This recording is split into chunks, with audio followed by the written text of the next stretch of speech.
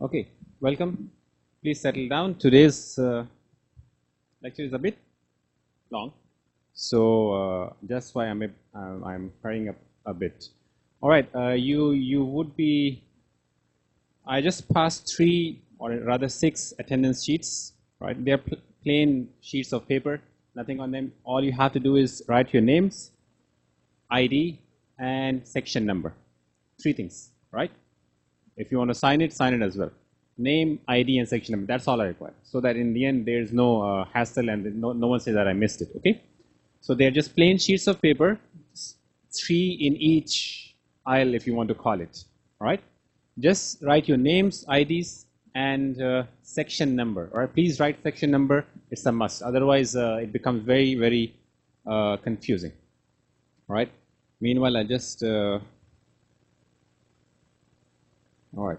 While this starts its operations, give me a second.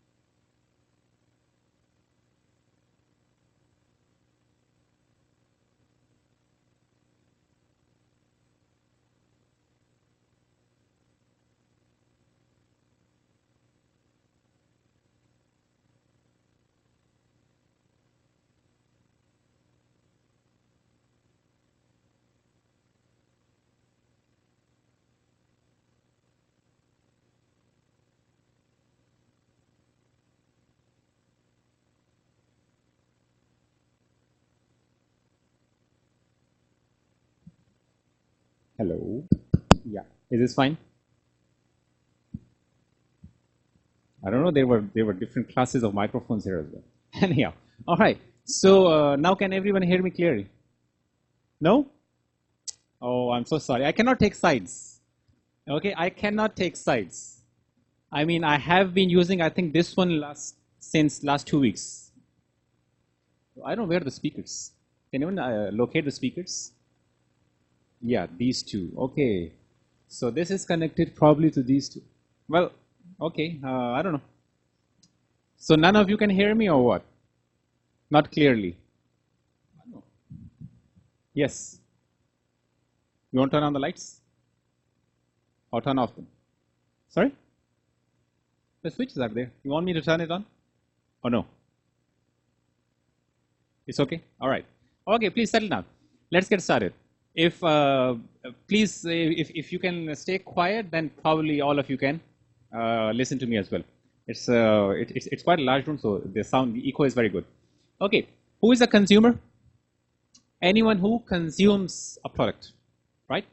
Any person or entity who consumes a product is a consumer, right? Whereas customer is anyone who buys a product. Remember this distinction. Customer is anyone who buys a product. However, when we are discussing this chapter, remember this demarcation is blurred, right? For this chapter, we are just assuming that customers and consumers are the same. Because in the end, it would be too difficult to switch from customers and consumers with every definition. Just assume that they are the same. Customers and consumers both are the same, right? Now, visualize yourselves, right? I want all of you to visualize yourself in a shopping mall, right? And what you are doing, you are going to buy some maybe clothes for yourselves, right? Something, some gear or some outfit for yourself. Okay. Now you are inside a shop, and you are looking at different items. Okay. What do you see? Or what do you do actually? You look at some of the items, and what do you say? Probably, oh wow, it's beautiful. Okay. And then you choose it, or then you at least shortlist it. Then there are some others which you just say, no, I don't want to buy because they're just too damn ugly. Isn't it? Why? Because you just don't like. Maybe the pattern, maybe the color, maybe the design, maybe something else. Maybe you have some past association with something like that, so you just don't like it. Okay? Now, what made you think so? Right? Why is it that you liked one thing and you dislike the other?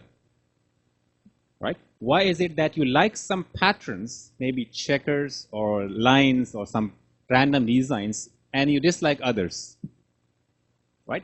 Just look across. I mean, look at your friends, and you might be saying, oh, he or she is wearing a nice color. On the other hand, you might even think that he's wearing a really bizarre color or something like that, isn't it? Why is that? Why is this, what you call, judgment there, right? And eventually this judgment leads to some behavior, right? That you either pick it or you don't. Ever wondered why? Why is it that you like certain colors or certain designs or certain fashions and not the others? Right? Why is it that you talk in a specific way?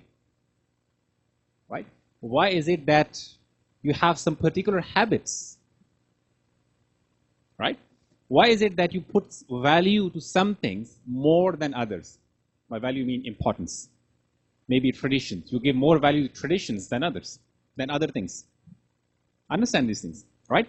So you eventually you have to understand, or you have to question yourself, why is it that I'm doing so? This questioning is the essence of consumer behavior, right? Consumer behaviorists basically study this thing. Why is it that a consumer acted so? Right? Why is it that the person did this? Right? For example, you go and you shop, and well, probably there are some cameras who are monitoring you, right? If this data goes to, and probably it does, if it goes to the shopping, researchers, they would be analyzing your behavior. How did you pick an item? What were the first few things that you looked at when you were buying a product? How did you look at it? Turning it around, twisting, maybe looking at it, how detailed you were, and many things. This is what helps the marketers decide on the design and different choices of design, right? For example, many of these cars are made after analyzing how, or after observing how consumers behave. For example, some of the cars, their hood is just lifted a little so that people have ease in putting their stuff inside. How did they learn it? They learn it by observing people. That sometimes when the hood is just too low, hood, or what do you call it? The one in which you put, right? The one you put the stuff, right? So they really had to bend too low to put the things inside. So it had to be raised a little, elevated a little. That's one of the things, right? Ever wondered why are there, in fact, where are the kids' stuff located on aisles? In any shopping mall or in any, for example, superstore? The kids' stuff. Or at which level of the aisles? Top one? Yes?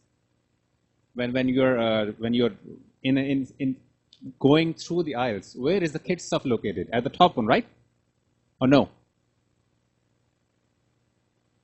Top, somewhere here, or below there? The kids' stuff. Middle or below? Middle and somewhat below as well. Why is that? Why not at the top? Well, understand the logic behind it. Because kids are short in height, isn't it? They cannot see something which is beyond their, of course, reach, right? It has to be somewhat below or at the average level, or probably even below that, because kids are someone who are actually walking by you, right? They're not tall enough. So their stuff has to be there. Why is there very, very cheap stuff or items at the counter? What are the things at the counter, by the way? Can you recall some of the items that are sold at the counter? At any cashier counter? Recall any items sold at the cashier counter? Huh? Sorry? Any item? Chewing gums, correct. Anything else? Mentos. Anything else? Sorry? Chocolates, correct. Keychains, right? And other items, which are what? Maybe like 1 ringgit, 2 ringgit, up to 5, right? Nothing more than that. Nothing. They don't sell handphones on the what they call cashier counter. Why is that? One reason I usually get is security. Fine. The other typical reason is because often people have loose change with them, right? They have loose change with them. If they just like something, they will just purchase it there and then. This is called spontaneous buying, impulse buying. Impulse buying. Another reason is that often people have children with them who usually get agitated when they are waiting in queues. In order to in order to please them, what do? Well, buy something, come on, make him quiet. Consumer behavior, right? This is, and many of the other things are actually a part of what you call consumer behavior study, okay? Moving forward. Now, consumer buying behavior is the buying behavior of final consumers, individuals, as well as households that buy consumers or that buy goods and services for personal consumption. Now, for this chapter, one distinction is there that we are studying the individual buying behavior. By individual, I mean the final consumer's buying behavior, not the business buying behavior. There are two types of customers, right? One is an individual, the other is a business. So we're not discussing the business here, we're just discussing the individual buyers who are buying it for themselves, for their own consumption. For example, why would you buy certain things for your own consumption? Not how would tailors buy furniture for someone else's consumption. Remember that, right? So that's the distinction here. Okay. Now this is a general model of consumer behavior. No talking. No talking. Yes. Girls on this side, please, no talking. This is a general model of consumer behavior, and this is how typically everybody works. The first is the environment, right? Second is you, and third is your response. And this is what typically happens. You take some information from the environment, you take some information from your environment, you process that information inside your head, It is called black box here. You process that information inside your head, which means your software or your mind actually combines this information with some existing information, and out comes some behaviors. Understand the point? You take information from your environment, mix it with the information that you already have inside your head, and then produce a result. The result is a general behavior. You understand this point, right? This is called consumer behavior model. This is typically how a consumer or how anyone behaves, right? For example, you are also, even now, you are taking some information from the external environment, mixing it with the information that you already have inside your head or memory or any other senses, and then you're trying to produce an outcome. And that outcome is observable behavior. Understand? This is the model. This is a consumer behavior model, or this is how consumers or anybody acts. The job of the marketer is to understand what happens here. That's their job. Because in the end, people exert different behaviors, right? People have different behaviors. Why are they producing this behavior? This is the why lies here. So the study of consumer behavior is basically studying the mind. What happens here that made you do certain actions? And that's also important because in the end, people behaving similarly would have different motives behind them. You understand the point? Even two people who are behaving exactly the same manner would have different intentions behind it. You understand it? So the overt behavior, although it is important, the behavior, the obvious behavior is important, but understanding why people are behaving so, that is even more important. In fact, that is more important. Okay? Understanding why people are behaving so. For example, I might see many of you sitting there doing something. Why you are doing so is more important than just merely observing what you are doing. This is why consumer behavior becomes important, just to study what is happening inside your mind or inside the black box. It needs to be deciphered just to understand how it works or why you are behaving certain way, right? So the rest of the chapter is basically discussing everything about the black box. What are the influences or what are the factors that influence this thinking of yours? Okay, moving forward. Name the 4 factors, major factors that influence consumer buying behavior. Now, for quite length of the chapter, we'll be discussing this model, right? And this includes all the relevant factors which help you or which shape your buying behaviors or which shape your behaviors. At the very end, you'll see yourself, the buyer, right? And the preceding 4 factors are, of course, they are the 4 environmental factors which help you in your behaviors. Now understand, we start from the macro and end at minute or very micro level. First is the cultural ones, right? Culture, the whole culture, Malaysia as whole culture. Then we come to social ones, society, or the place where you live in. It might be different or it might be having some differences with the whole culture or from the whole culture. So now we have narrowed down. Then it is personal. You in your personal self or in your personal surrounding, your family. Your family might be having differences from the total or from the general environment. So that's even more closer now to yourself. Then we have psychological factors as well. This is purely personal to you. No one else knows it. Only you know it. Things happening inside your mind. Only you know it. So this is even more closer, or in fact, this is the closest as it could get. All right? And all these things affect how you behave. Fine? All these factors, all 4 of them affect how you behave, or they affect your behavior. Understand so far? Right? This is just somewhat, what do you call it, descriptive. That's why I'm rushing them a bit. Okay, starting with the first one, cultural factors. See what are the factors inside it? Cultural factors. You have the culture itself, subculture, as well as social class. Now, what is culture? Culture affects how you behave, right? Culture affects how you behave, right? What is culture? Culture. What is culture? Hospitality students are here? Tourism, hospitality students? Anyone from tourism or hospitality? They study a lot of these things, right? Culture, sociology, somewhat psychology as well. Okay, what is culture? Any idea? No? Sorry? It shapes how the society work or how society should work. Okay, the culture is the shape, or it shapes how society works. Okay, in a very plain word, in very plain words, culture is the software of your brain. Okay, culture is the software of your brain. Your brain is a hardware. Your laptops have a hardware, right? And it also has a software. Can your hardware behave erratically along with the software? Can it behave outside what it is prescribed to do? Outside the software. Can it behave outside the software? No. Your hardware will do only those things which are a part of its software, isn't it? Outside that, it doesn't. Your culture is also your software. Your culture is your software.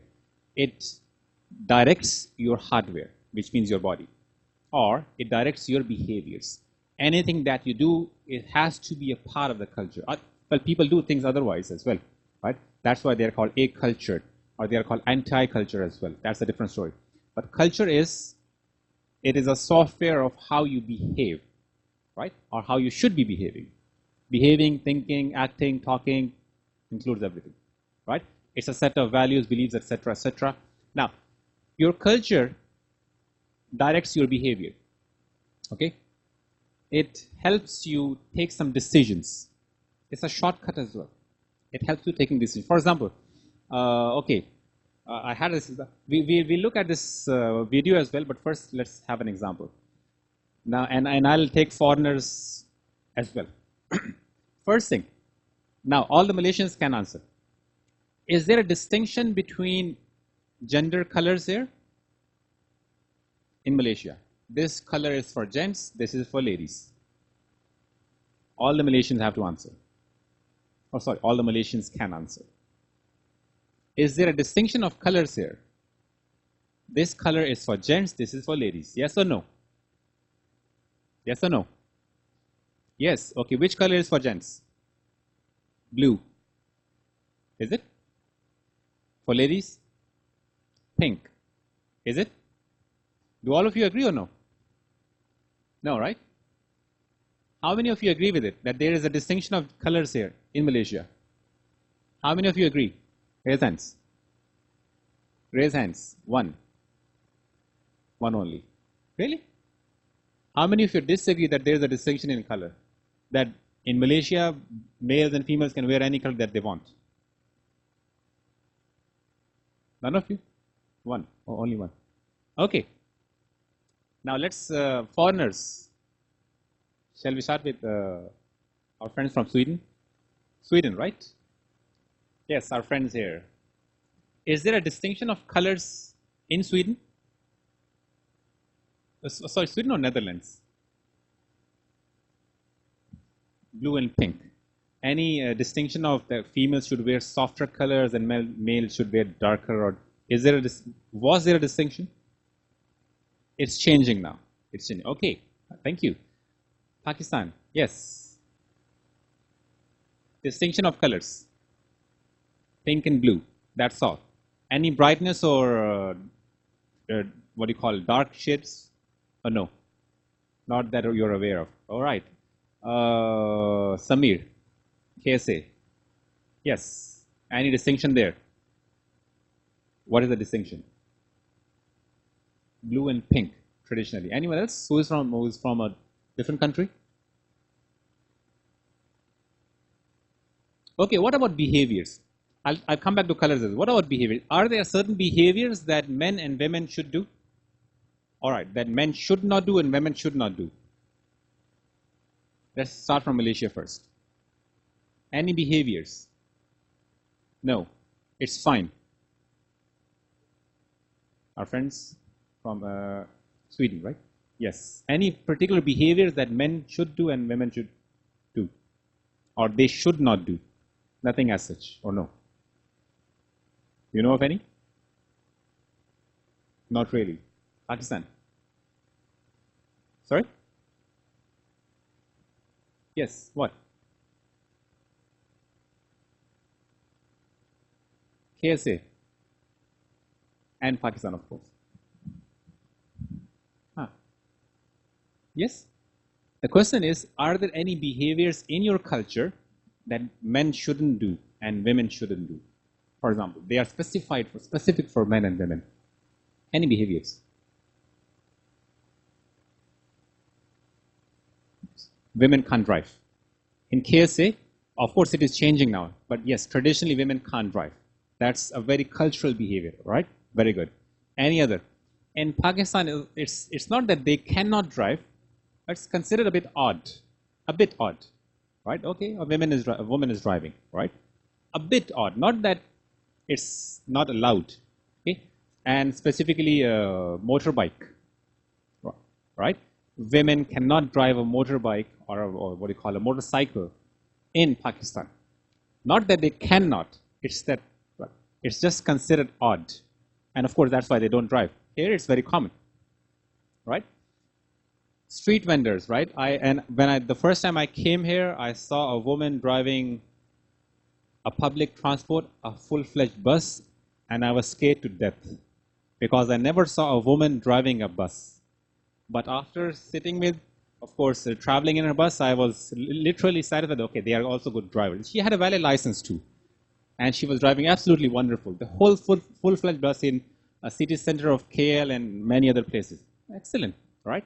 That was a cultural shock, by the way, because in South Asia, women don't do that. They don't drive cars even. How can they drive buses? But I see women here, very empowered, selling everything or selling anything that they want to, self-sufficient, independent, which is good. Okay, now, coming back to my first questions. Typically, there are colors associated with genders. In Malaysia, at least I found that there is no distinction. Anyone can wear any color, right? They have cars of different colors. They have dresses of any color. There's particularly no distinction. Whereas in other parts of the world, by other parts, at least South Asia or Middle East that I know, men usually wear dark colors. They don't wear very bright, for example, they won't wear bright yellow or bright pink. Or probably bright blue as well, the shocking one. They usually won't, because it's just considered culturally unacceptable, culturally. So the culture affects how you behave, right? Which means there are many other things that you want to do, but you won't do just because your culture is saying so. Have a look at this culture. This is Japan, okay? And try to see, or try to visualize how it will work here. Have a look.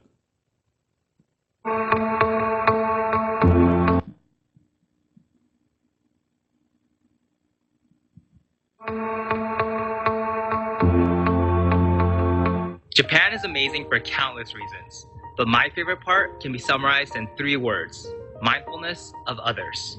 In Japan, people act with others in mind instead of only thinking of themselves. Take something simple like letting people pass on the escalator. In other countries, you can make signs and people still won't listen. In Japan, everyone automatically does the right thing to make life easier for everyone else. And it's like that with everything. You can nap on a crowded subway because people are quiet. You can enjoy clean streets because people don't litter. You can feel like royalty because people will serve you with a smile and a bow. The culture of respect creates an unbelievably safe atmosphere that leads to modern-day miracles. In a busy cafe, you can leave your phone or laptop and not have it stolen. You can park your bike outside and it'll be there when you come back.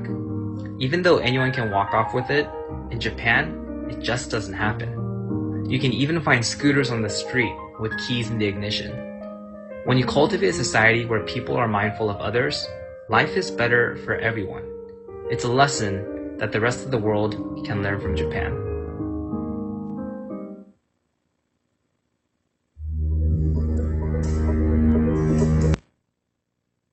All right, culture, right? Now that's the culture basically. And who developed it? People. People developed it. culture is not somewhere, it doesn't just land from somewhere. People develop it, right? And that is why when people want to change it, they can change it as well, right? Of course, for the better. But this is one of the most influencing factors that helps you or that shapes your behavior. Remember that. All right. Culture also includes another which is called subculture. Now, as the name shows, subculture is the part of a culture. It is included in the culture, but it is a bit different. It has something different in it. It has some of the values differing. For example, you have an overall Malaysian culture, and then you have 3 different races as well. Each race has its own subculture, which is fine, which is acceptable. As long as it is not counter to the overall Malaysian culture, it is acceptable. This is called subculture. For example, you will see around and you see 3 very different races, right? They all have their own ways of behaving, religion, eating, talking, and, well, dressing as well, and many other things. This is their subculture. Now, the part of the subculture to which you belong, it also affects how you behave, right? The part of the subculture also affects your behavior. For example, you are a Chinese Malaysian or an Indian Malaysian or a Muslim Malaysian in the end. It affects how you behave, right? And you have to, well, adhere to it. Simple. So one is the culture overall. The other is the subculture that affects it. Okay. So there's an interesting story in America where Toyota wanted to target these Hispanics, right? And you can read the full story on this one. It's a really fascinating story of how subculture can be such a strong influencer that companies had to launch full-fledged campaigns targeting those subcultures. So they were targeting Hispanic Americans, and in the end, well, if you read it, that's a better story rather than me telling it all about. Third thing, inside the culture, that's your social class, right? Social class is the level of, what do you call it, identifiable level of your, usually according to income, inside your culture. At what social class are you situated inside your culture? And typically there are 3, upper class, middle class, and lower class. But if you want to further divide them, they become 9. Upper, and then of course you have middle upper and lower upper. And of course, they remain, or you continue the same with the rest of the one. So they become 9 different social classes. But generically, there are 3 social classes. And that also influences how you behave, right? For example, majority of the students there belong to an upper class. Well, of course, that's why they are studying in tailors. Okay? Majority of the students belong to an upper class. They behave in a different way. Or they behave alike. Okay, they behave alike. Then you take people from the middle class. They behave differently. How or why? Because of their history. Because of their history. I have a very very nice friend of mine here, right? He's quite a senior here. He's a lecturer here. And one day he usually takes the tailor's bus, right? And then he goes to KTM and then he goes off to his home. So this is his normal way. When he comes, he takes by KTM and takes the bus, etc. One day I found him standing beside this tailor's name there. And I said, no, why are you going on a bus? Right? Or aren't you taking the bus today? He said, no. When I'm with my daughter, right, she says that I have to go or we have to go and Grab or Uber, whichever. Right? And I asked him, okay, why is that? That's an interesting thing, right? It's something to ponder about. It tells about the history of the parent and the daughter. He said, well, I tell my daughter that my father was a poor man, and I also belong to a poor family. Well, her father is not. Well, okay, I let her enjoy. So when I'm going on my own, I remember that I belong to a poor family. So it's okay, I'll just take the bus and that's all, because he remembers what he has been through. Whereas his daughter said, okay, her father is a rich man, so he can afford it if you want to. Interesting. History, right? Social class and history. So the father remembers the history, to which class he belonged to. And of course, the daughter also remembers that. All right? So the social class also affects how you behave. Right? You'll see the cabbies, they belong to one particular social class, and they'll always behave the same. They will always behave the same, right? Right? And the drivers will always behave in a similar manner. They'll always talk alike, they'll dress alike, they'll probably smoke the same brand of cigarettes and have the same habits. Why? Because they belong to a particular class, and the class affects your thinking. Okay? Now, the class is not only income, by the way, it's also the occupation. We'll come across that in the slides to come. Okay. Now, from the culture, we move to the social factors. Now, remember, I showed you a model in which there was cultural factors, the very first one, to the very left hand. Now, we move one step closer to the individual, which is the social factor. Culture is the overall culture, remember. Social is a society, maybe your neighborhood, maybe the people living just close to you, right? That's your social factor. What are the things that are included in social factors? Here is the list of them. First is, no, it's not a list. First is a group. Now, all of you belong to certain groups, right? For example, you have friends, right? Okay, friends. Anyone who is sitting in a group of friends, we all are friends. No? All right, let's say, for example, I see friends here, foreigners, any other. I typically see some friends who sit here and who are also very responsive to me. Okay, they always sit here. Today I cannot see them, right? Then, well, of course, you stay in your groups, right? Or you stay with your friends. Now, your friends form one of the group. And similarly, you have other groups who affect you. When you are part of a group, what do you do? Do you do things which conform or which make you a part of the group? Or which make you or which help you in sidelining yourself? Sorry? Conform, isn't it? Because you're part of a group. For example, now everyone is a part of a large group, and the group is called Principles of Marketing, right? So everybody has to conform to the group's norms. And the group's norm is come in class, don't talk, don't use social media, etc., etc. Well, some people are doing so, but that's fine, okay. Majority of you still follow this group's norms. Outside, when you go or when you exit this room, what do? What do you become? You become disintegrated into smaller groups then. Groups of friends. Then you don't follow the class norms anymore. You become independent now. When you're at Taylor's, you are part of a large group. What is that group called? Taylorians, right? When you go outside Taylor's, what happens? You become what? Citizens. You become citizens. So you become a part of a different group. Understand? So groups have, you can have very small groups as well. A group of friends, right? When you're in a group of friends, you have to conform to the group's standards, conform to the group's norms, behaviors. And this group has a very sound impact on your behaviors as well, right? That's when you say, okay, all of my friends have MacBook. I want a MacBook as well, right? All of my friends are using iPhone. I want an iPhone too, right? All of my friends come on car. I don't want to go via public transport or something. I want car as well. Group norms, peer pressure, okay? All of my friends have classes at this time. I want it as well. And of course, this is also true when you want to change your tutorial section, because my friends are in a different section and I'm in a different section. It happens, right?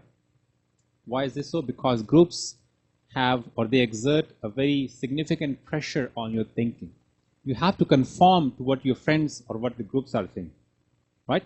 Okay, groups have different types. What is membership group, in which you are a part of? The other is aspirational group, the group that you want to join, right? You haven't joined yet, but you want to join. For example, football league or badminton players or something else. If you want to become that, that's an aspirational group, right? Typically, the celebrities are aspirational groups, right? We all want to become like them, isn't it? We are not, but we want to become like celebrities, right? Maybe through our looks or through the way we talk or the way we sing and many other things. We want to become like them. So that's an aspirational group, right? We also have reference groups. The reference group is any group which becomes a point of reference for us, okay? For example, your parents always say, oh, you see, that class performed better, why you didn't? That's a reference group. Or he or she performed better, why didn't you? That's a reference group, okay? Now, having said that, each of your tutorial section is a reference group, by the way, because for freshman, you will be compared against each other. So that's a reference group, right? With reference to, for example, section number 2, how did section number 1 perform? That's the reference group. Understand the point here. Now, groups have a very significant very significant effect on how you behave, because in the end, you want to become a part of that group. Just because you want to become or you want to remain a part of that group, you have to conform whatever the group says. You have to look towards the group's norms. Understand the point, right? If you want to remain friends with some people, you have to follow them. Simple. Right? You have to follow them. Okay. Groups have also become, they have also gone online, where you have online social groups such as social media and other things, where there's word of mouth, opinion leaders, and many other things. You have reviewers as well, and then you have bloggers and all those things. They become, or they also have this ability to form groups, but they are all online groups, virtual groups. Okay, they're also part of virtual group. For example, you join any community or you join any online group, and there are some group norms stated there. Please, no obscene language, no this, no that, etc., etc., and then you can join the groups. Simple. So that's your group's norms. All right. Inside social factors, there are some more. One is family. Now, family is also a group, by the way. But family in itself forms a very important part of your social factors. Why? Because this is the social factor through which we have lived our entire lives. Right? We develop an affection towards them. Right? We have some emotional attachment with them. And often we don't want to offend them. Even if we don't like something that they said or they want us to do, we still respect them, isn't it? Parents, siblings, elders, juniors, whoever. But in the end, that's a reality. So family has a very significant influence on our behaviors as well. Whomever it is in the family, but yes, this is also true. How large or small is the family, that's also important, right? How many people are there in the family, or what is the status of you in the family? That's also important, right? These things become important in terms of taking decisions, right? For example, where to go on vacations, who decides that? How much money to spend where, who decides that? Which color car to buy, who decides that? Sometimes it's a family decision. Where to buy the new house, right? Or where to have this, if there's a wedding or if there's a function, where to have this. All these things are family decisions, or they become family decisions. And of course, they or your family influences how you behave, right? For example, coming to tailors was not your individual decision. It was somewhat family decision. Someone had to pay for you, right? Someone had to arrange for your transport and many other things. It was yours as well as someone else's decision inside your family, right? Or if you're a foreigner coming to a foreign country, it was also a family decision. It wasn't your individual decision. It had to be, right? So the family affects how you behave too. Now, when we are talking about family, or when we are talking about groups and other things, we also have to discuss the roles that everybody performs. Now, roles is a subdivision of groups. Now, remember the famous quote by Shakespeare, if I'm not wrong. The world is a stage, and now everybody here is an actor. That fits here. You have different roles to play every day, right? You have different roles to play every day. And inside every role, your behavior changes, right? Just a little while back, I discussed the same thing. For example, now you are performing the role of students, right? So outside, whatever you are, here you are students. What does that role describe? What is the script of this role? You have to be obedient, for example. You have to sit and watch for the remaining 2 hours, even if it is boring, right? This is the role that you have to play, right? And when you go outside, you become what? Friends. So this existing role, it vanishes. So now you're friends. You can do whatever you want. When you're outside university, again, you're a bunch of friends. You don't do the same things outside which you're supposed to do inside a university. Things become different. When you go to your family, you change your role now. Who are you now? You become either a daughter or a son, sister or a brother, isn't it? So your role changes. You're no more a friend now. You're no more a student now. So every role, what does it do? Every role has particular requirements, right? It has particular requirements, just like any other actor. Any actor, whichever role he or she is performing, he or she has to transform herself into that role. Change her requirement, maybe change her appearance as well. This is what every role requires. Now, and often you'll see different ads in which people are shown in different roles. For example, the person is also an engineer, he's also a father, he also this. So every role requires different or changing the behaviors as they are. All right, moving forward. We have come from cultural factors, the very broad. Then we moved inner to the inner circle, which is the social factor. Then what you call narrower. And now we have moved to one step closer to the individual, which is the personal factors, right? So that's the third factor which is important. Now, personal factors are something which is individual to you, right? Which no one else knows. Well, they can observe, but in the end, that's your personal self. It might be your outer appearance as well. Inside these personal factors, the first one is age and your life cycle stage. Now, your behavior changes with your age. Yes or no? Your behavior changes with your age. You agree? Or you don't agree? You agree, right? Generally, it is the same, right? Generally. Now, some people, they act like children and they behave like children always, right? That's a different story. Generally, normal people, their behaviors change with what? With age. Your choices change with age, right? Your choices change with age. For example, previously, when you were a teenager or when you were in the age, in your teenage, you behaved differently and you chose things differently.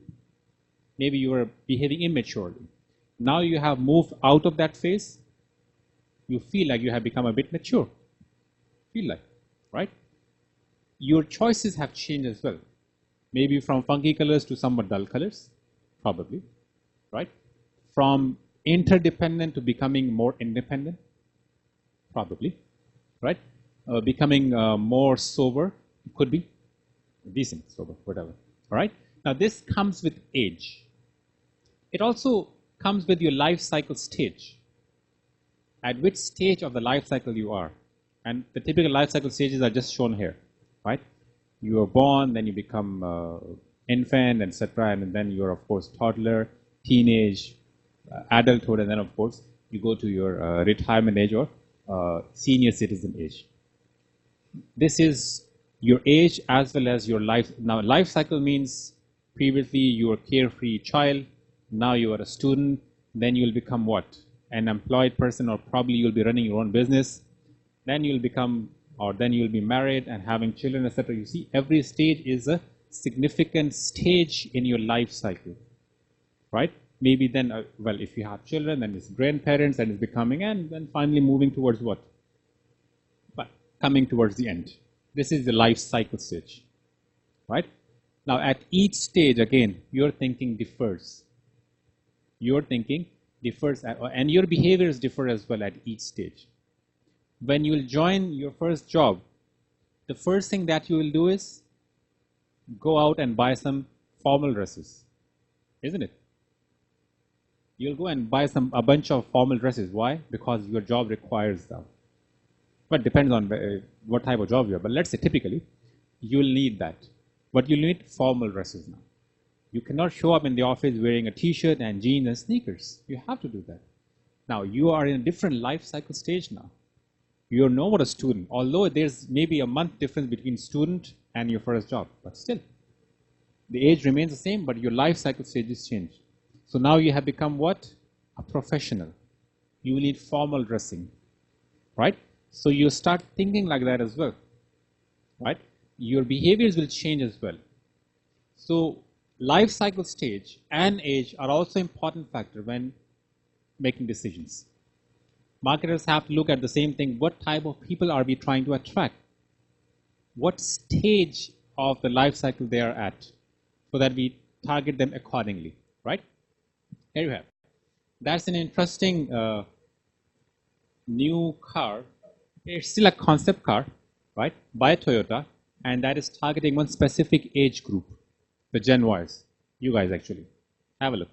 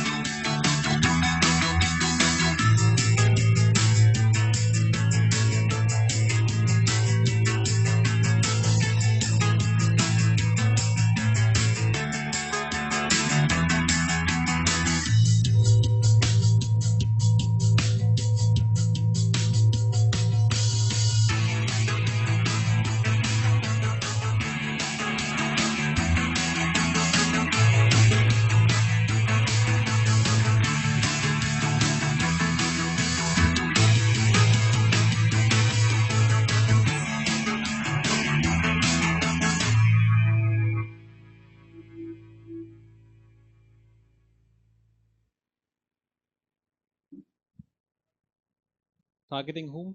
Targeting Gen Y, right? Now, this is a very specific age group. And of course, the behaviors that they exhibit is determined by the age to which they belong, Gen Y, right? And we all know where Gen Y starts and ends at. Basically, it's Gen Z which has started, but you guys are actually in Gen Y, right? So, concept car, a crossover targeted specifically for the Gen Ys. Fine? And then there are several more products or several other products as well, which are according to the age. Diapers, for example. You have baby diapers as well as you have adult diapers. Both are for specific age, right? You have other products which are designed for it. For example, cereals or baby cereals or breakfast food. Many other things they're designed for, or they are designed according to the age. Okay. Other personal factors that affect you or your thinking, one of them is occupation, right? To which occupation do you belong to? Now, architecture student, do we have any architecture students? Architecture. No? No? One. Okay, one of you. At least one of you is architecture, maybe two. All right. Design and architecture, right? What about do we have hospitality students here? Hospitality. Let's start from here. Hospitality. One, two. Can I see them clearly? Okay, a few. Hospitality. TBS, business school. Business school. Quite many. All right. What about computing? Computing and IT. No. You? One. Where? Okay, one. Only one. Only one? Really? Oh, such a minority. Sorry. Okay. Don't feel scared. Right. Now, why I'm saying so? Because you will be joining the same occupation, or at least you plan to decide the same occupation to which you are the thing that you are studying, right? Become a designer, maybe become a software designer, or whichever field you have. Become a master chef or culinary arts and others, or maybe something else. You have your own specializations. Becoming an architect or a design engineer, or becoming a business analyst, anything. Every occupation requires, or it changes, or let's say shapes your thinking, not changes, shapes your thinking. Your attire is different. Your whole conduct is different. The way you talk, the way you analyze, everything becomes different, right? This is why, or this is because you have a different occupation, right? You belong to different occupation, simple. And your occupation tends to change or tends to affect the way you behave, right? Take cabbies, for example. Why did I say that they behave the same? Because, well, it's their occupation. They have the same group to which they belong, and they have to behave the same. They're somewhat rude, right? They're always grumpy, right? They're always angry. They don't talk softly. And of course, they have their own racism anyway. Why? This is their occupation, right? You cannot expect them to behave differently. If you talk to a banker, now all the bankers talk in the same way. Their attire is also the same. The way they talk is also the same, right? Why? Because it's their occupation. That's how they are trained, right? Designers, they have a different sort of story. So your occupation also affects your behaviors. And of course, you make purchases depending on your occupations too. Occupation. Economic situation, and that's of course, we don't need to even explain that. What is economic situation, right? Your income determines your choices. Your income determines your purchases. High income people would have different, generally speaking, right? But what do you call, theoretical speaking. As we come along, we'll find them different as well. High income people typically have high end purchases, expensive purchases, but then again, it's only theoretical, right? Middle income people or low income people basically have different types of purchases, right? So your income, again, that's a personal factor which influences how you spend. Lifestyle. What is lifestyle? What is lifestyle? Lifestyle. Anyone? What is lifestyle? Sorry? Did anyone say anything? How people live their life. Simple, right? How people live their life is their lifestyle, right? You don't need to have a very bookish definition. How people live their life is their lifestyle, which means, now, this is what I'll join with the previous point. Even a very rich person can have a very simple lifestyle, right? Which means even a very high income class people can buy very cheap things. Now, again, you see, that's what I said, that high income people buying high end purchases, that's theoretical. Even who are very rich can buy simple things. It's not a mandatory thing that those who are very rich will always buy expensive items. They can also buy simple things, or they can also buy cheaper things.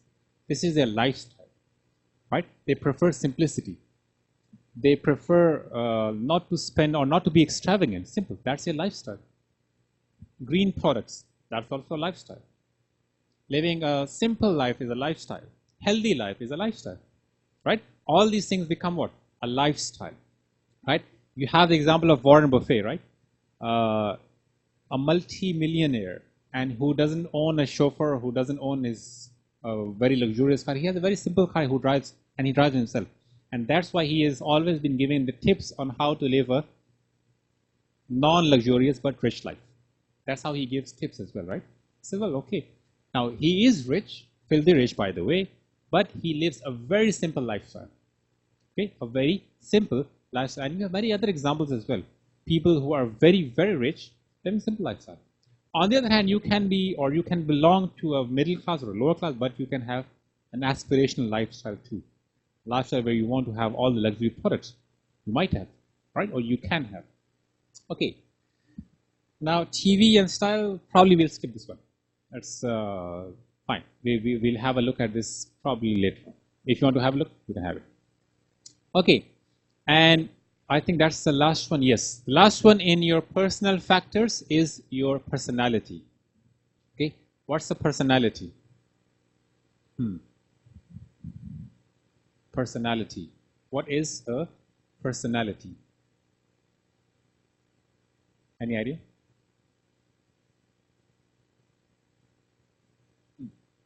Personality. Any idea? Characteristics. All right. Anything else? Correct? Anything else? Someone can elaborate on it? Now, personality is basically the general way through which you interact with your environment, right? Any general way through which you interact with your environment, okay? And in general, this is true. For example, someone might have very aggressive personality, right? Aggressive, which means, and people will say, oh, he's a very aggressive person. Well, it could be she as well. He or she is a very aggressive person. Why? Because in most of his interaction with people and the environment, he shows aggression. He's very impatient. His personality is very impatient. What is impatient? Because, or why impatient? Because in most of the situations that he reacted to the environment, he reacted or acted very impatiently. The opposite is also true, patience. He's very patient, right? He's very wise, right? He's very decent. Things like that. They become the dominant trait through which you interact with the environment, and it becomes your personality. So what exactly is personality? It's a combination of your thinking, your past, your training, your education, many other things. All these things combine and they are reflected in your behaviors, which is basically your personality. Now remember, personality is not only your appearance. It's not only your appearance, but it's basically your behaviors too. A very shabbily dressed person can have a very pleasant personality, isn't it? It can be. And the vice versa is also true. The opposite is also true. A person who is very well versed, very well dressed, good looking as well, can have a very repelling personality. That's also true. Understand? So personality is basically how you behave or how you react to the environment. Basically, that's your personality, right? And we have many people here. If you realize or try to analyze your friend's personality, and that's where you'll find out that okay, it's more than dress or it's more than appearance. It is more than skin deep, basically. Okay. Personality is, it refers to the unique psychological features or characteristics that distinguish a person or a group. And you'll see them, they are different products which are meant for different personalities, right? The example that is shown here is Mini Cooper. Typically shown for those people who have energetic personality, creativity, who like adventures, speed as well, right? No doubt. So it's typically for those personality types. You also have very calm cars, right? Powerful, having an esteem, but still they are not considered that energetic. They're considered calm, right? They're considered very sober, very mature. Or they are targeting a different personality. Remember that, right? So they are trying to target a different personality. Now, all these advertisements that you usually see on TV or any other media, you'll see that they are trying to get any of these one personalities. They are also trying to get different occupations and different lifestyles that we just discussed right now. Okay. Now, moving to the last factor, the innermost factor, which is the psychological factors. We started from culture, the outermost, social, the first inner, or let's say the second outermost, if you want to call it. Then we move to the personal ones, and then now we are moving to the personal, right? Yeah, personal, and now we are moving to the psychological factors, right? Now we are moving inside, basically, your brain. So it started from the very outermost to now the innermost, which is the psychological factor.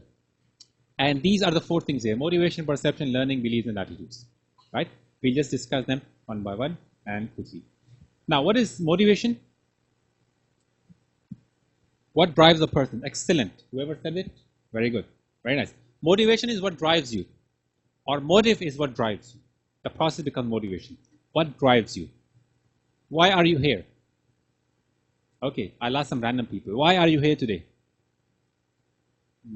I'll ask some random people. Let's see.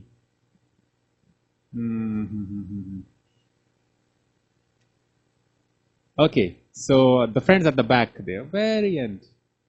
Okay, why are you here today? What motivates you to come here? Our friends at the back. Yes, two friends. What brings you here today? Sorry? Attendance. Fine. Okay. That's very honest, by the way. Attendance. Right? I appreciate honesty. Attendance brought them here. Otherwise, they wouldn't be. Okay? Anyone else who has attendance as his or her motivation? Be honest. Attendance. One, at least. 2, 3. So did you mark it or no? Did you mark it yet? You have. So why are you here? Okay, no, I'm not asking you to go. Stay here. Okay, anyone else on this side who has attendance on his motivation? Attendance. Only attendance. Okay, one. Uh-huh. Please hand over the sheet to them, the last. So they don't go. Okay. Now, who is here to attend? Who is here to learn? I say, okay, let's learn something new. Who's more? Okay. So now learning is also there. Who is here to learn? Okay, let's learn something new. No? Only one person here. Oh, that's depressing. That's really demotivating. Who is here to say, okay, let's have a 2 hours of nap or something? Especially those sitting on this side, probably because they are on the darker side or the more calmer side. Yes, who's here to take a nap here? 2 hours. No one? Oh, I saw one hand. Did you? No, you did not. All right. And you have different motivation. Now remember this point. Okay. Remember, this is what I started the lecture with. All of you are behaving same, right? What's the behavior? You are here. The behavior is all of you are here, sitting here, apparently listening to me, sitting here, listening to me. All of you are LT 21, 22, 10 to 12 on a Friday, sitting here. So the behavior is the same. Motivations, different. That's what I meant earlier. That two people are exhibiting the same behaviors, but their motivations are different. So you have to understand their motivation. You have to understand their motivation, right? Understand the point. So we have different motivations for different actions, or probably for the same action as well. So people are here because they want to sleep, they want to listen to the lecture, they want to come to attendance, maybe they come and meet their friends, many other things, right? They can have different motivations, but the overt action is the same. So we have to understand what motivates people. How many of you have learned about Maslow's hierarchy of needs theory? You know about this theory? Maslow's, all of you know? Or should I repeat that? How many of you don't know this theory? How many of you don't know this? Maslow's hierarchy of needs. Please, if everybody knows, then I'll skip it. You don't know. Okay, at least one person doesn't. Anyone else who doesn't know?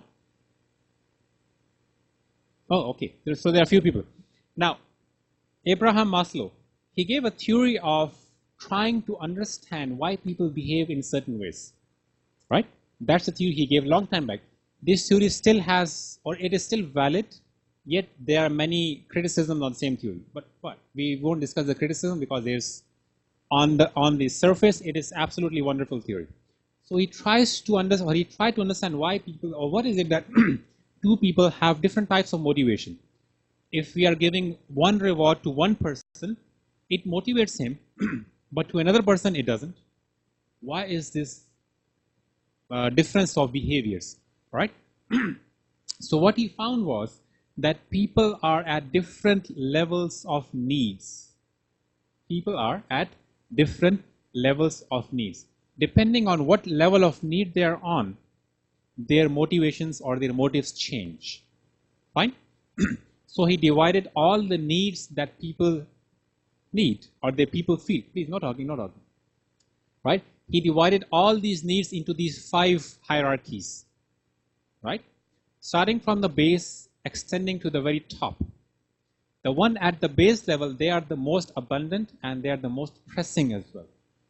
Right? Most abundant, most pressing, and they are recurring too. They keep on emerging again and again.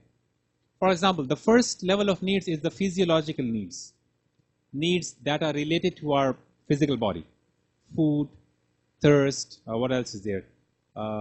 Hunger, thirst, shelter, right? Sexual relationships, clothes, all these things, they are related to our body. And that's our basic need, right? That is our basic need, okay? So if we are at this, or if these needs are not met, what happens? We cannot move to the upper level, can't we? Can we? We cannot, right? If you are hungry, can we think about, oh, okay, let's be a determined person, let's achieve this, achieve that? No, come on, man. Fill your tummy first. Now, a case in point. You have laborers working in the construction areas, right? Go and offer them, okay, we'll give you child care benefits, or we'll offer your children free education, but we won't give you any salary. What do you think? They'll accept it? Do you think they'll accept this offer? We'll give your children free education, but we won't pay you any salary. Do you think they'll accept it? They won't. Why? Because they're at the first level. They are still striving for food. They are still striving for food, shelter. They are still striving for shelter. Free education or transport allowance, it doesn't matter to them.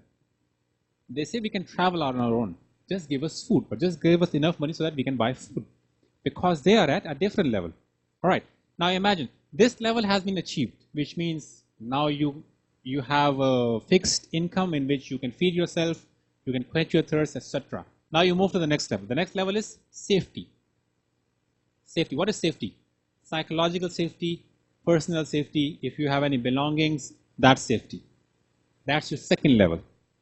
So if the first has been achieved, achieved means now it is continuously being achieved. So you have enough income in which you can fulfill those needs. So now you move to the safety level. That is the reason if you see these laborers again, right, they don't have any safety concern. Why?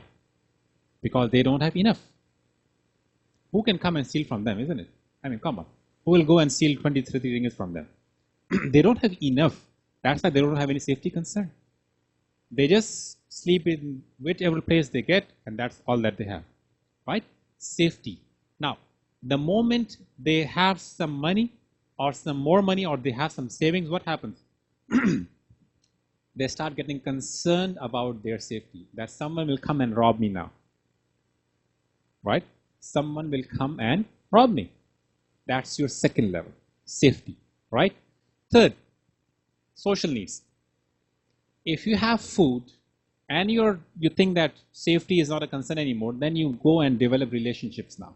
Social needs, sense of belonging and love and many other things. This is why you are here. Because you want to have a job so that you can save your future, secure your future, and of course develop relationships, the third level. You are here in order to satisfy the first two levels, or you're here to secure the third level. Okay, let's call it like that. You're here, all of you are here to secure the third level, right? And what is the third level? Social needs. You want to have friends, one. You want to have other peers that you want to establish a relationship, jobs, and many other things. Because unless you have a good education, you won't get a job. And of course, when you get a job, only then you can develop relationships and social needs. All right? When you have it, of course, you keep on getting more, or you keep on climbing this ladder. The fourth step is your esteem. And this is where you develop respect. Right? This is where you develop respect. Now, quite honestly, people who are not doing very reputable jobs, they usually don't, they're not respected much. Quite sadly. Right? Who are not earning much or who are not doing a respectable job, they're not respected much. That's a very sad reality, by the way. People who clean the streets, they are still earning a job, right? But do you think they earn respect? No. Sadly. People who run cabs, do you think they earn respect? No. They are in the first three needs still. They need to do more to earn respect. Or in fact, people need to do something else to give them respect. But unfortunately, this is not the case. Unfortunately, this is not the case, right? So the people who clean the roads, for example, they are doing a fine job. They are actually earning themselves. They're not begging, but still, people don't respect them because they're not at that level in terms of this, right? So you need to get something more, or you need to, achieve or climb one ladder more to get self-esteem. Now, this is what you call social phenomena, by the way, right? Self-esteem, even a jobless person can have self-esteem. But in the end, we have devised this self-esteem in the sense, the one who is earning more, the one who is in a more respectable job is more, would have more self-esteem or would demand more self-respect, by the way. But again, okay, talking about this theory, this is how it goes. So you have this, okay, I'm having trouble seeing there. You have self-esteem, you have recognition, and then you have status. For example, assistant professor or PhD doctor, or let's say lecturer somewhere, or a manager, or a branch manager, or a strategic manager, and things like that. These are heavy titles, right? This is what demands respect in the end. Finally, is your self-actualization. The one purpose that you are there for. Realizing why you are here. Fulfilling your mission. Fulfilling your dream. This is what you have always thought. Okay, when I become this, or when I complete my education, I'll strive to become this thing. Now, this thing is basically self-actualization. Why you are here for. What is your purpose here? Right? This is your self-actualization. And usually you do these things when you're on your job. Or when you're in a position to do so. Right? Helping people.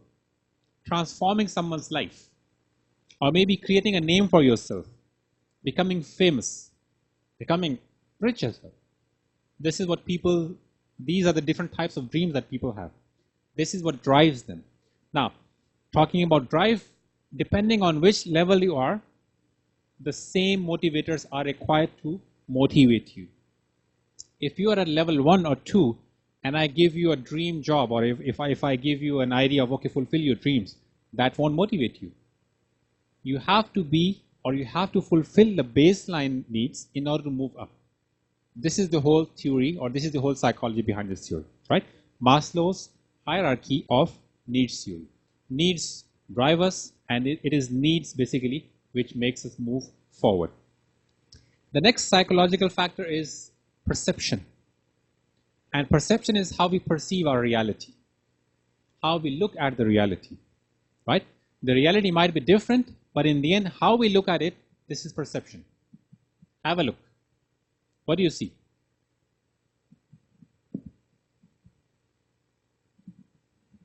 Yes, what do you see?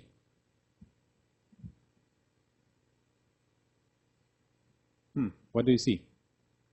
Those who have notes, they can refer to their notes as well. What do you see? Anyone? Sorry? A woman. Old woman, young woman? Young woman. Okay. Someone sees a young woman. Anyone else who sees a young woman? Young. Okay. One other. Someone else. People see young woman. Okay. Who sees an old woman? Old woman as well. Okay. So there's. So what is it exactly? Is it a young woman or old woman? Anyone who can see both? One. Anyone who sees only one? Who sees either a young or an old? You see only one. Okay. How many of you have actually seen both of them? Young and old? Alright, okay, there are few people who have seen both. Yes, in reality, you have two here. It's only how you see it, or how you choose to see it. Right? This is perception. What is perception? The reality is as it is. The reality is as it is. It will always remain there, reality. How you choose to see it, this is your perception. How you choose to see it. For example, what's the temperature here now? Probably around 23, 24 degrees centigrade. Isn't it? That's the reality. But is it cold or hot? This is perception. Is it cold? Some say yes, it is cold. Others say no, it's warm. This is perception. Right? In the end, I am teaching everyone alike. You are about 300 students sitting in front of me, and I am teaching everyone alike, isn't it? But when it comes to evaluation, people will evaluate me differently. Some say yes, very good. Some say no. Why is that? That's how you perceive me. Right? That's how you perceive the reality. That's how you interpret the reality. Right? So, well, you have interpretation of the reality, which is basically your perception. And perception comes from your history, it comes from your education as well as your past experiences. That's how you see it. There's another one as well, and that's quite simple. What do you see? Quickly. We are running out of time. So you see either a glass, wine glass, or you see two faces, right? Well, you can see both of them, by the way. That's quite simple. So you can see two faces, or you can also see a wine glass. So that's also perception. Depends on what you saw first or what you want to see, actually, right? Learning is also one of the psychological factors. Learning. And learning is your ability to acquire new information so that your behaviors or your thinking changes, right? Learning is the change in an individual's behavior arising from experience, right? You learn and you change your behaviors. Learning doesn't mean you education learn. Learning means anything, even your experiences. And that is what changes our behaviors too. Now, for example, if there's a shopping mall where you constantly or where you go on a regular basis, now that you have learned where your things are located or where your stuff is located, maybe it takes around 20 minutes for you to enter, pick your stuff, and exit. Because now you have learned where your things are located, right? Now this is again learning. This is one form of learning. So your learning changes your behaviors as well. Finally, we come to the last two one, which is the belief and attitude. Belief is what do you call an objective thought of how you believe the world to be, or how you believe in any other situation, or how you believe the products to be. For example, you might believe Apple is very creative. You might believe Samsung is very sturdy or Dell is very sturdy. That's your belief. Now, based on those beliefs, you develop attitudes. And attitudes are feelings or behaviors. For example, you believe that Apple is very creative. You start developing good feelings towards it, and finally, your behavior, you'll go and purchase it. Simple, right? I'll just skip this one as well. Now, here's an interesting, what do you call, story about beliefs and attitudes. Have a look.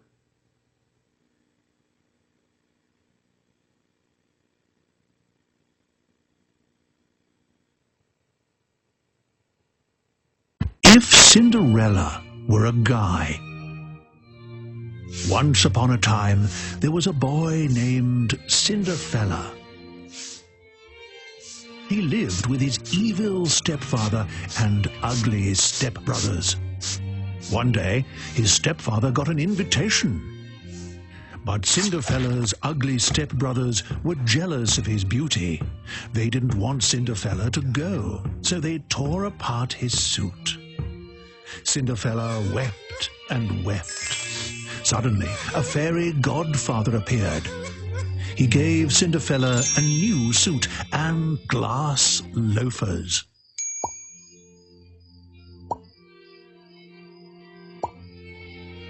When Cinderfella arrived at the ball, the princess asked him to dance.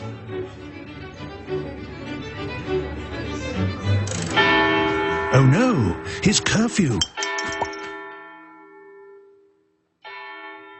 The next day, the princess sent her servant to search for Cinderfella. When Cinderfella tried the loafer on, it fit perfectly.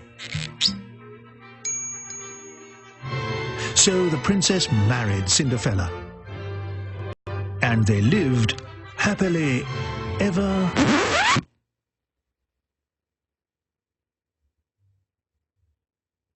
Hi, I'm Elena Favilli. And I'm Francesca Cavallo. Recently, I realized that not a single story I read growing up featured a girl who took her destiny in her hands and made something on her own without the help of a prince, a brother, or a mouse. By the time girls reach elementary school, they already have less confidence than boys. Why is that? They say that if you can see it, you can be it. But what happens when you never see someone like you making the headlines? What happens when all that you see around you is movies, cartoons, books, TV shows dominated by men? We decided we had to do something about it. That's why we created this book. It's 100 stories of real women who have achieved incredible things despite all odds. Astronauts, chefs, painters, judges, tennis players, extraordinary women who have changed and are changing the course of history in every field imaginable. We call it Goodnight Stories for Rebel Girls. It's the book we wish we had when we were children. Get it for your daughter, your niece, your friend's daughter. Every girl you know deserves to grow up thinking that she can be anything she wants.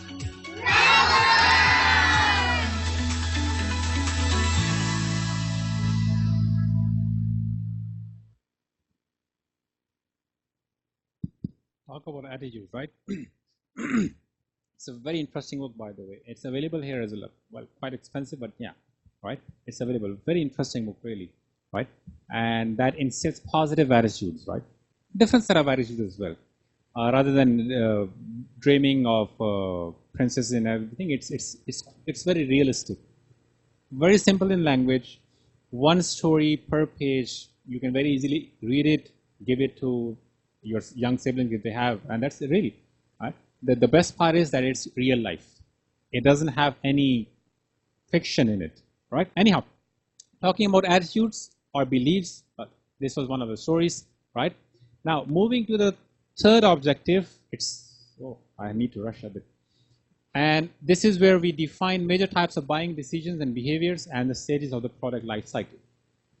Now, we have moved from the factors which affect our buying behaviors to how we behave now. How actually do we behave, right? And imagine yourselves, whenever you're going out and buying something to eat, let's say you're hungry and you're going out and buying something to snack, buying snacks, how deeply do you think about it? Right? You go to 7-Eleven and you have 5-6 varieties of snacks in front of you. Do you really think about buying it or no? Or you just pick something and that's all? What is it? Typically, you just go maybe the one that looks attractive or the one that you have actually bought previously or the flavor that you just like to buy. You will just go, pick it, pay, and that's all. Isn't it? Now, there's another situation when you need to buy a cell phone. What will you do? You'll go to a shop, pick it and buy it, that's all? Or no? You'll probably go through some research now, right? Because now you're talking about 1,000 or maybe more than 1,000 ringgit, isn't it? Because now you'll go and you'll probably have a search. Look for the reviews. Look for the places which has the best deals. Look at how long does the battery last, what's the camera quality, and all those other things, right? And then you'll go and make a purchase. And even then, probably you won't make a purchase. You'll go and, okay, you might like some other design as well. Okay, and when you're purchasing a car, it becomes even more complex. Many other people come in as well now, because now you're talking about 50, 60, or even more than that, thousands, right? Even more than that. I'm talking about the baseline, right? Now, although in general, you're making the same behavior. What is the behavior? Purchase. Whether you're purchasing a pencil or you're purchasing a car, in the end, it's a purchase decision, right? But yet you depict different behaviors when it comes to making these purchases. And these are the 4 different types of behaviors whenever you're making a purchase or whenever you're going to buy something. Complex, dissonance reducing, habitual buying, and variety seeking. This is what distinguishes them. Now, you can distinguish your purchase on the basis of how significant differences are there between the brands that you're buying, right? The brands that you want to purchase or the brands that you want to consider from buying, right? Consider buying from. How much is the difference, or what is a significant difference between the brands? That's the first one that you see on the vertical quadrant or vertical axis. The other is, how much are you involved in that in that purchase? Involved. What is your involvement or level of involvement in your purchase? And involvement means how expensive is the product, right? How expressive is the product, which means will people be able to see that product or not, right? How risky is the purchase, and how frequently do you buy that product? Understand? Risky, frequent or infrequent, expressive, and expensive. If any product has these 4 characteristics, that is usually considered a high involvement purchase. High involvement, remember, which means a car is high involvement, right? Because it is risky, it is expensive. You don't buy cars every month. It's infrequent, and it's highly self-expressive, which means you purchase it and people will see it, right? So that's an infrequent purchase, that is a high involvement purchase. On the other hand, you have pencil. It's not expensive, it is bought frequently, it is not risky as well, and it is somewhat not that expressive too. So what do? You just go and buy it. Simple. You're less involved there, less involved. Understand the difference here, right? Now, depending on whichever state you are in, you can lie in these or any of these 4 quadrants. Have a look. The first is this or any other laptop. Now, laptop falls into the example of complex buying behavior, right? Because one, you are involved in it. You're highly involved in this decision. And second is, you are or you know that there are significant differences between the brands. Lenovo, Asus, or Samsung, or Apple, or many others. You know there are significant differences between the brands. That is why it falls into complex buying behavior. The second could be furniture or carpet that you have at your home, right? Or any other item that you have at your home. This is where, although you are involved in that decision, yet there are not many significant differences between the brands. It won't matter whether you bought a furniture from IKEA or from someone else. It won't matter. No one is going to come and see it actually. It's only you who sees it. So although you are involved, right, yet the differences between one and a different competitor, it's not significant enough, right? For example, you have to, just take the case of furniture, carpet that you have at your home, or any other thing, which is although expensive, yet you won't see differences between one and another brand. Understand, right? Moving forward, you also have the examples of habitual buying behavior, which you just buy out of habit. You just buy them out of habit. There is no significant difference between the brand. Salt from one company, or what you call sugar or flour from one company, is exactly the same as bought, as purchased, or as produced by someone else. And there, you're also not involved in this purchase. You don't think about, okay, I'm going to buy a salt of this brand. No, you never do that. Even if it is wrong, you just throw it away, or you maybe just use it for some other purpose, and that's all. Okay. And finally, you have variety-seeking buying behavior, in which you know that there are differences between the brand, yet the purchase is very meager, right? For example, you just say that, okay, it's not that expensive, it's not risky, it's not expensive, I just purchase it for variety, that's all, right? But yes, you know that there are differences. For example, Kit Kat or many other, they are just differences. And well, that's why many of the firms, they do what? They launch a variety of different flavors. Take Coke or Pepsi, for example, right? They have what? They have lots of flavors just because it is a brand in which people seek variety, right? People want to try different flavors every time. Kit Kat is also one of them, or many other brands, right?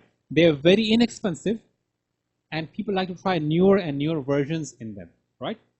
So this is an example of variety-seeking buying behavior. Okay. Now, coming towards the last, almost the last concepts, we have this buyer decision process. Okay. And where is it? Yeah. Now, whenever we're trying to, or whenever we are buying something, right? If it is the first time purchase, or if it is a purchase which we are doing after a long time, what we do? We follow a process, right? And this is the whole process. These 5 steps that you see, this is called the buyer decision process. Okay? It starts with need recognition. Need recognition. And need recognition is when you start realizing that something is missing, or I need a product, or I need something. Or maybe you are using one thing and that just finished off, or its life just went off, simple. So now you start realizing that, okay, I need something. So the need recognition is the first step in realizing that, okay, I need to buy a product. Now, need recognition can be triggered internally, externally, both. Internally, you are hungry. So what do? You realize that there's a need to feed yourself now, right? So there's a need recognition. So you go out and eat. Or probably you're just conditioned. It's 12 o'clock now, or almost 12 o'clock. So what do? You know that 12 o'clock is a time where you eat. So now there's an internal stimuli now asking you to eat. Even if you're not hungry, it just asks you to eat. There can be external stimuli as well. Your neighbor bought a car, and now you have to buy a car now. Or you think that, okay, I should buy a car too. That's an external stimuli. Although you don't need it, but you just, because someone else did it, that triggered one of the needs, or that triggered the need stimuli. Sorry, the need recognition. Okay, so need recognition is the first step in the process, and you have to realize the need before you can actually proceed with the second steps. Second step, when you have realized that there is a need, you start searching for information. You start searching for information, right?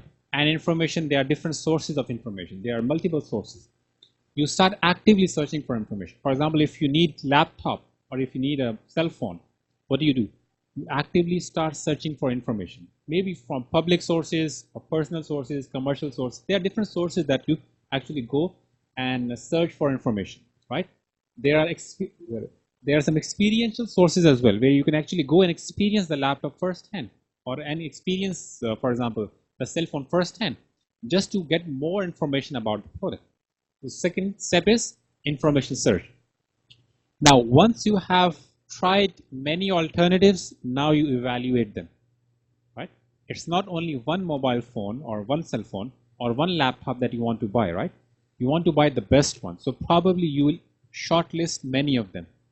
When you shortlist many of them, you need to evaluate them. For example, you are taking a decision in tailors. Was it tailors that you always wanted to come in, or were there several alternatives that you were considering? Let's say it could be tailors, Sunway, Monash, let's say, right? Or any other public university too. Now you evaluated them on the basis of some criteria. Who develops the criteria? You develop it. It's totally upon you.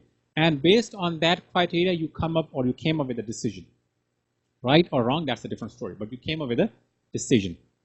You want to buy a cell phone, you evaluated several alternatives, you came up with one of them, and that's how you took a decision. And finally, of course, there's a purchase decision, when you actually go and make a purchase. And finally, now once the purchase is made, the deal is not over yet. There's also post-purchase behavior, right? Post-purchase behavior, where you evaluate your own purchase. Did I make the correct choice or no? Right? Is my purchase worth it or not? You evaluate it. If it is an expensive purchase, and if you're satisfied, you'll probably go and repeat that purchase next time.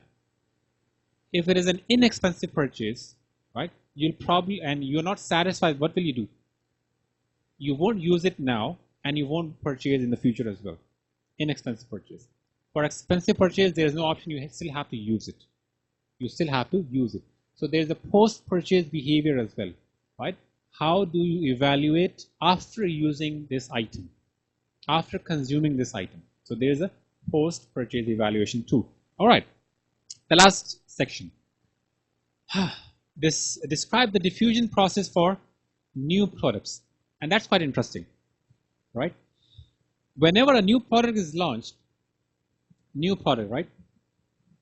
Now, anyone who can identify themselves as the one who will purchase a new product whenever it is launched, whichever category, technology, food, fashion,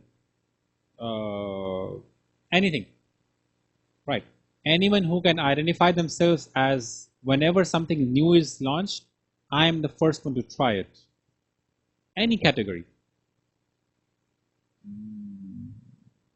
No? None of you? Really? Okay. Fine. None of you. Now, what happens is, every new or every innovation actually, it takes time for acceptance, till acceptance, right? How much time it takes is basically the diffusion of innovation. This is the topic, the diffusion of innovation. How much time a new or an innovation takes place for acceptance, till acceptance. This is called the diffusion of innovation. Now what happens is, whenever there is a new product launch, any product, remember, we are not talking about technology only, we are talking about any product, any innovation. There are only few people who are willing to purchase it. These few people are called the innovators. You can see it here. They are called the innovators. And they constitute only 2.5% of the whole population. They are very few. Very few.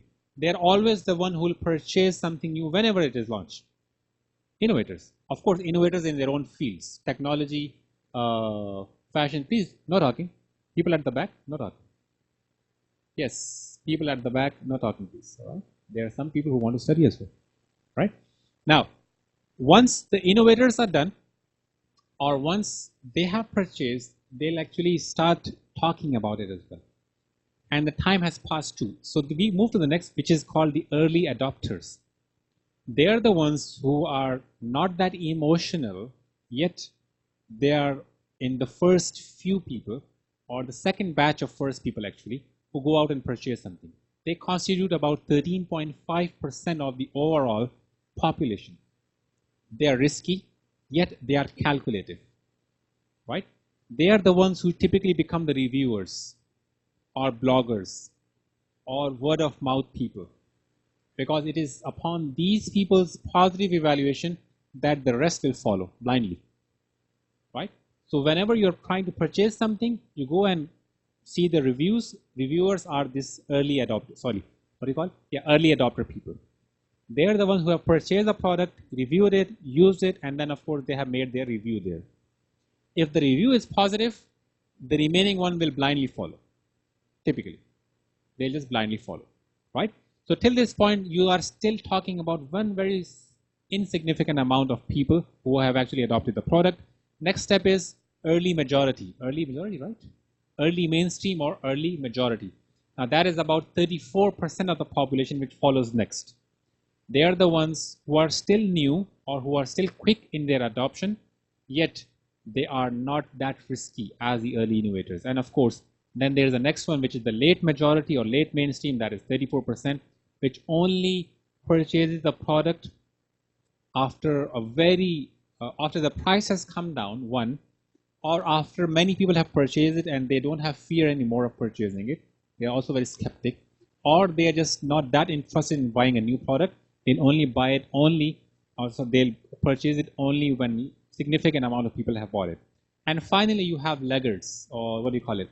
Lagging adopters. Laggards as well is the name, right? That is the late 16% of the population. They come at the very end. At the very end, they'll purchase innovation when the time it has become an obsolete innovation in itself. The time when it has become a necessity. They don't want to purchase anymore, but only because it has become a necessity, they'll just go and purchase it, right? Maybe flat screen TVs or smartphones. There are still people without smartphones, right? They'll buy it only when it becomes a necessity, only when there is no other option. So they are the very last ones who adopt a product. So this is how any new product adoption goes, from the start till the end, right? New product is adopted only by a few people, and majority of the people lie at the middle, right? It's about 34 or something, right? And this is the case with general behaviors as well. General behaviors, right? If you look at your own behaviors, or look at people around you, you'll find majority of them lie in the center. If you have studied statistics, this is the concept of bell curve or the normal curve, right? Where majority of the distribution lies in the center. Talking about statistics. So those people who have studied statistics, they would be understanding it. Majority of the distribution lies where? In the center. About 68% or something lies in the center. The remaining ones are lying in the tail. All right. Last slide. Yeah, last slide. How can you make a product get accepted quicker, right? Or what should be the characteristics in any new product which should make it, or which should make the adoption quicker? First thing is the relative advantage. Relative advantage. Any innovation should be offering a significant relative advantage over its predecessor, so that people go and accept it, right? Otherwise, if it is exactly the same as the previous one, why should I buy a new one? If it is exactly the same as the newer.